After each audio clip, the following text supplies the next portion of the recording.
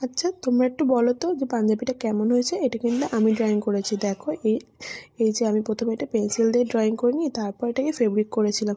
তো একটা শখের মধ্যে বলতে পারলে এটাও একটা শখ। আমার ফেব্রিক করতে আঁকতে খুবই ভালো লাগে, বা কিছু কিছু হাতের কাজগুলো করতে না আমার খুব ভালো লাগে। এগুলো একটু শখের মধ্যেই বলতে পারো। আর এটা দেখো আমি অ্যাক্রিলিক কালার নিয়ে নিয়েছি আর একটা জিরো পাওয়ারে তুলে নিয়েছি, যাতে আমার একটা হাতে সুবিধা হয়।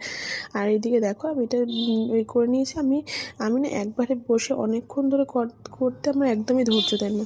তো তারপর যাই হোক আমি বসে বসে করে নিয়েছি। তো করতে তো বেশ ভালোই লাগে, দেখতেও ভালো লাগে, কিন্তু ওই যে অতক্ষণ বসে যে করা সেই ধৈর্যটুকুই আমার ধরে না।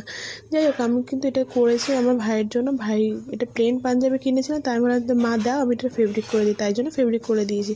আর এই পাঞ্জাবিটা ভাই পরবে আমাদের বাড়ি কালী পুজোর সময়। তোমাদের কিন্তু কালী পুজোর ব্লগ দেখতে হলে আমার চ্যানেলটিকে সাবস্ক্রাইব করে দিও, আর ফেসবুক থেকে দেখলে ফলো করে দিও, তাহলে কিন্তু পরপর তোমরা ব্লগগুলো পেয়ে যাবে। তো এখানে এই পর্যন্তই। কমেন্ট করে জানিও কিন্তু। আজকের জন্য টাটা, নেক্সট ব্লগ।